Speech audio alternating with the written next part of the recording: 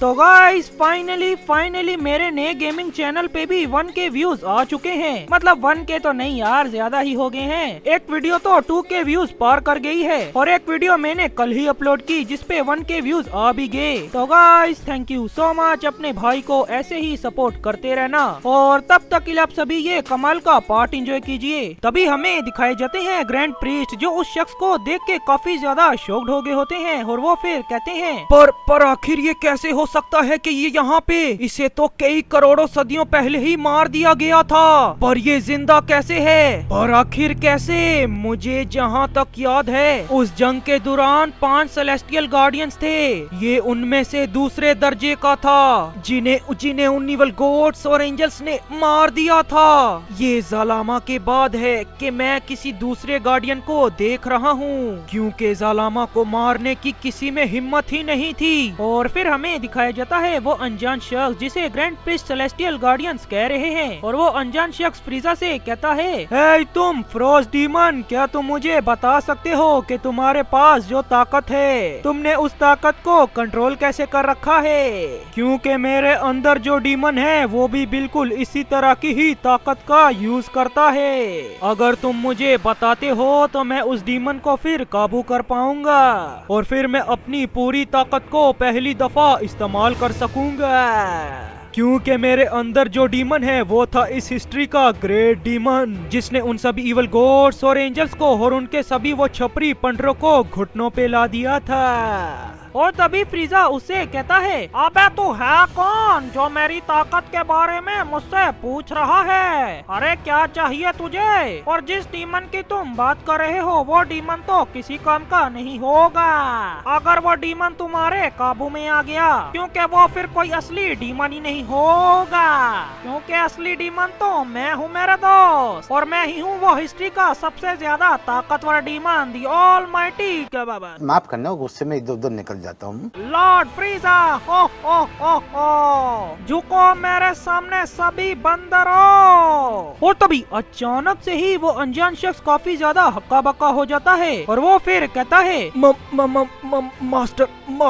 Master जालामा, आखिर ये यहाँ पे क्या कर रहे हैं? और फिर हमें दिखाया जाता है वही इवल गॉड्स और एंजल्स का प्लेनेट, जहाँ पे लूसीफर, कुमो और कैनो ने सभी वॉरियर्स को बुला लिया होता है। अरे जिनके बारे में वो बात कर रहे थे, और उनमें से एक तो सेल होता है और बाकी सब का हमें अभी पता नहीं चलता मेरे ताऊजी, वो बाद में पता चल जाएगा। खैर कोई बात नहीं, खैर आगे बढ़ते हैं। उनमें से दो जो वो अपनी चेयर पे जाके बैठ गए होते हैं, वो सीधा ही जाके अकुमो, लूसीफर और कैनो से कहते हैं, अब हम यहाँ पे आ ही चुके हैं तो अब हम उन सभी पे जाके अटैक कर देते हैं। उनके पास इतना टाइम भी नहीं होगा उनको अपने आप को संभालने का, और वैसे भी अभी उन्हें पता चल चुका होगा कि अब हमारा प्लान क्या है और वो सभी हम पे भी कभी भी हमला कर सकते हैं। इससे पहले वो हमला बोले हम ही उन पे हमला बोल देते हैं। और मेरे दोस्त अकुमो, लूसीफर, कैनो, उन तीनों, अरे मेरा मतलब उन दोनों की ये बात सुन के काफी ज्यादा इम्प्रेस होते हैं और वो फिर कहते हैं, अरे बाप रे बाप, इन्हें तो हमसे भी ज्यादा उनसे भिड़ने की जल्दी निकली। और गाइस इस टाइम पे अब धमाका होने वाला है,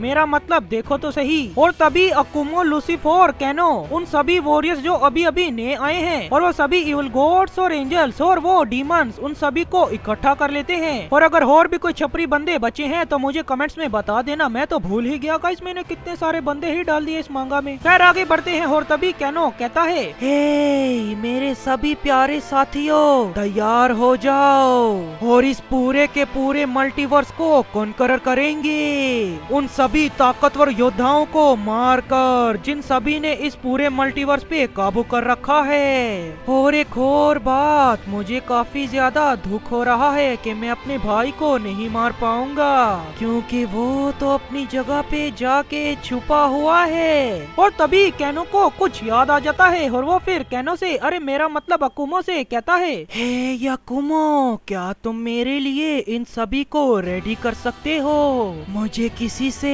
थोड़ा सा काम याद आ गया। हे लूसी, जरा मेरे पास तो आओ, मैं तुमसे कुछ करवाना चाहता हूँ। क्या हुआ मास्टर कैनो, आखिर आप मुझसे क्या करवाना चाहते हैं? मेरे अंदर भी मेरे भाई का ही डीएनए है, पर मेरा डीएनए मेरे भाई से थोड़ा करप्ट हो चुका है। अगर तुम मेरे डीएनए से कुछ ईवल एनर्जी को मिटाते हो तो तुम मेरे भाई को अपने काबू में कर पाओगे। तो अगर तुम ऐसा कर लेते हो तो ये हमारे लिए काफी ज्यादा अच्छा हो जाएगा लूसी, क्योंकि मैं ये जानता हूँ कि वो डाई काफी ज्यादा ताकतवर है, यहाँ तक कि वो तुमसे भी कई गुना ज्यादा ताकतवर है। और इसी वजह से ही अगर मेरा भाई ही मेरी साइड पे होगा तो वो डाई कुछ कर ही नहीं पाएगा ना लूसी। और गाइस लूसीफ इस बात को मान जाता है क्योंकि भैया जी कैनो ने उसे कमजोर कह दिया होता है, और लूसीफ इस वजह से ये बात मान लेता है कि उसका भाई उससे कई गुना ज्यादा ताकतवर है। और गाइस एक और बात, अब इन सभी का चेहरा उस जंग में ही रिवील होगा सिवाय एक कैरेक्टर को छोड़ के। अरे भैया जो प्लेनेट अर्थ पे आया हुआ है, हम देखते अरे ये तो नहीं था। और फिर हमें दिखाई जाती है प्लेनेट अर्थ, जहाँ पे वो अनजान शख्स अचानक से ही जालामा के पास टेलीपोर्ट हो जाता है और वो फिर जालामा से कहता है जालामा। और तभी पीछे से फ्रीजा उस अनजान शख्स को आवाज लगाता है और वो उससे कहता है क्या तुमने नहीं जानना बेवकूफ डीमन या सस्ते डीमन के मेरी ताकत कैसे काम करती है। और तभी वो अनजान शख्स फ्रीजा से कहता है अब मुझे तुम्हारी कोई जरूरत नहीं क्योंकि ताऊजी मेरे पास खुद ही जालामा आ गया। बट जैसे ही वो अनजान शख्स जालामा को छूता है तो उसे पता चल जाता है कि ये जालामा का एक दूसरा क्लोन है। और इस पॉइंट ऑफ टाइम पे बंदे को कुछ समझ ही नहीं आ रहा होता कि अब क्या करना है भैया। वो थोड़ा सा चिढ़ जाता है और वो फिर कहता है आखिर कब तुम मेरे सामने असलियत में आओगे जालामा, एक और तुम्हारा क्लोन, काफी अच्छी बात है। समझ आई गाइस, असल में उसके पास जालामा कभी आया ही नहीं, मतलब उसे सिर्फ जालामा के क्लोन्स नजर आते रहे, असली जालामा नहीं। देखा भाई बंदे की चोड़, ये है जालामा। और ताऊजी फिर हमें दिखाया जाता है उस शख्स का चेहरा और वो और कोई नहीं टेपियन होता है। पर भैया ये वाला टेपियन काफी ज्यादा अलग है क्योंकि ये एक सेलेस्टियल गार्डियन है। और फिर हमें दिखाया जाता है ज़ेनोसामा का पैलेस, जहाँ पे असली जालामा और बारडोग हैं। लेकिन तभी अचानक से ही बारडोग, जालामा और ज़ेनोसामा के वो गार्ड्स काफी ज्यादा शॉक्ड हो जाते हैं। लिटरली उन सभी के पैरों तले जमीन ही निकल जाती है क्योंकि ज़ेनोसामा लूसीफ की उस सील को तोड़ के वहाँ से बाहर आ गए होते हैं। और ये चीज देख के वो तीनों ही काफी ज्यादा शॉक्ड हो जाते हैं। और ज़ेनोसामा बाहर निकल के कहते हैं मेरे भाई मैं आ रहा हूँ। और इस पॉइंट ऑफ टाइम पे ज़ेनोसामा की आवाज भी बदल जाती है, मतलब कुछ तो गड़बड़ हुई है। और फिर हमें दिखाया जाता है कि जैसे ही ज़ेनो के गार्ड ज़ेनोसामा को रोकने के लिए जाते हैं तो ज़ेनोसामा अपनी फाइनल फॉर्म में चले जाते हैं। और तभी कुछ ऐसा होता है कि आप सभी भी शॉक्ड हो जाएंगे। गाइस वो उन दोनों को ही रोक देते हैं, ज़ेनोसामा के गार्ड्स को,